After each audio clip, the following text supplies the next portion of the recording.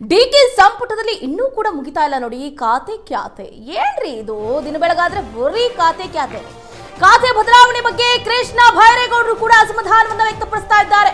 ಹೊಸ drama start ಆಯಿತು ಇದೀಗ. ಬೆಂಗಳೂರು ಉಸ್ತುವಾರಿ ಕೊಟ್ಟರು ಕೂಡ ಕೃಷ್ಣ ಬೈರೇಗೌಡರಿಗೆ ಇದೀಗ ಅಸಮಾಧಾನ ಅಂತೆ. ಯಾವ ಕಾರಣಕ್ಕಾಗಾದ್ರೆ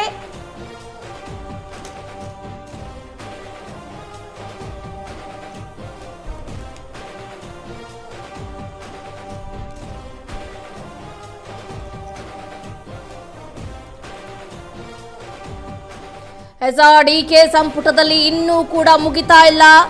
ಖಾತೆ ಖಾತೆ ಖಾತೆ ಖಾತೆ ವಿಚಾರಕ್ಕೆ ಸಂಬಂಧಪಟ್ಟಂತೆ ದಿಲ್ ಬೆಳಗಾದ್ರೆ ಒಂದಲ್ಲ ಒಂದು ಗಲಾಟೆಗಳು, ಮನಸ್ತಾಪಗಳು ಇದ್ದೇ ಇರುತ್ತೆ. ಖಾತೆ ಬದಲಾವಣೆ ಬಗ್ಗೆ ಕೃಷ್ಣ ಬೈರೇಗೌಡರು ಈಗ ಬೇಸರವನ್ನ ವ್ಯಕ್ತಪಡಿಸ್ತಾ ಇದ್ದಾರಂತೆ. ದೆಹಲಿಗೆ ಪ್ರಯಾಣವನ್ನ ಬೆಳೆಸಿದ್ದಾರಂತೆ ಸಚಿವ ಕೃಷ್ಣ ಬೈರೇಗೌಡರು. ಹೈಕಮಾಂಡ್ ನಾಯಕರ ಭೇಟಿಯಾಗಲಿದ್ದಾರೆ ಸಚಿವರು. ಗೊಂದಲ ಬಗೆಹರಿಯುವವರೆಗೂ ಕೂಡ ಅಧಿಕಾರವನ್ನ ಸ್ವೀಕಾರ ಮಾಡೋದಿಲ್ವಂತೆ. ಹೈಕಮಾಂಡ್ ಮುಂದೆ ವಿಷಯ ಪ್ರಸ್ತಾಪಿಸಲಿದ್ದಾರೆ ಸಚಿವರು. ಶಾಸಕ ರಿಜ್ವಾನ್ ಹರ್ಷದ್ ಬೋಸರಾಜ್ ಪುತ್ರರು ಕೂಡ ದೆಹಲಿಗೆ ಪ್ರಯಾಣವನ್ನ ಬೆಳೆಸಿದ್ದಾರಂತೆ. ಸಚಿವ ಸ್ಥಾನದ ಬಗ್ಗೆ ಸುರ್ಜೇವಾಲಾ ಜೊತೆ ಮಾತುಕತೆಯನ್ನ ನಡೆಸೋದಕ್ಕೆ ಈಗ ಎಲ್ಲಾ ರೀತಿಯಾದಂತಹ ತಯಾರಿಯನ್ನ ಮಾಡಿಕೊಂಡಿದ್ದಾರೆ. ತೀವ್ರ ಕುತೂಹಲ ಮೂಡಿಸ್ತಾ ಇದೆ ಸಚಿವ ಕೃಷ್ಣ ಬೈರೇಗೌಡರ ಈ ನಡೆ. ನೋಡಿ, ಒಂದು ಕಡೆ ರಾಮಲಿಂಗಾರೆಡ್ಡಿ ಅವರು ಪಟ್ಟನ್ನ ಹಿಡಿದು ಕುತ್ಕೊಂಡಿದ್ರು.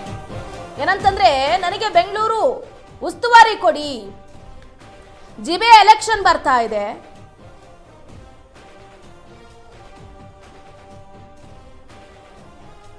ನನಗೆ ಉಸ್ತುವಾರಿಯನ್ನ ಕೊಟ್ಟು ನೀವು ನೋಡಿ.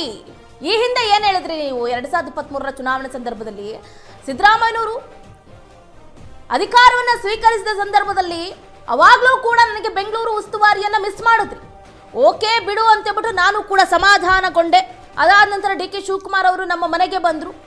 ಅದಾದ ನಂತರ ನನಗೊಂದು ಮಾತನ್ನ ಕೊಡ್ತಾರೆ, ಸರ್ ದಯವಿಟ್ಟು ಸುಮ್ಮನೆ ಇದ್ಬಿಡಿ, ಈ ಸಂದರ್ಭದಲ್ಲಿ ನಾನು ಮುಖ್ಯಮಂತ್ರಿ ಆಗ್ತೀನಿ, ಆ ಸಂದರ್ಭಕ್ಕೆ ನಿಮಗೆ ಬೆಂಗಳೂರು ಉಸ್ತುವಾರಿಯನ್ನೇ ಕೊಡ್ತೀನಿ, ನೀವೇ ಬೆಂಗಳೂರಿಗೆ ಅಧಿಪತಿ ಅನ್ನುವಂಥ ಮಾತುಗಳನ್ನು ಕೂಡ ಆಡ್ತಾರೆ.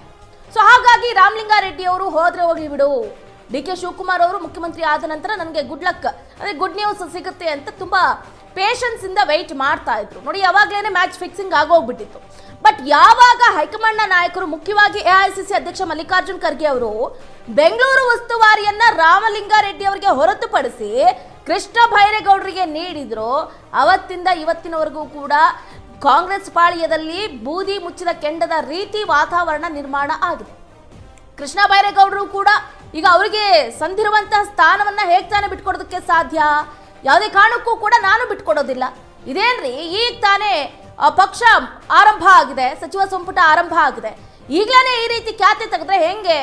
ನಾವು ನೆಮ್ಮದಿಯಿಂದ ಕೆಲಸವನ್ನ ಮಾಡೋದಕ್ಕೆ ಸಾಧ್ಯ ಆಗುತ್ತಾ? ಅವರು ಮುನಿಸನ್ನ ವ್ಯಕ್ತಪಡಿಸ್ತಾ ಇದ್ರೆ ನಾವು ಖುಷಿ ಖುಷಿಯಿಂದ ಕೆಲಸವನ್ನ ಮಾಡೋದಕ್ಕಾಗುತ್ತಾ?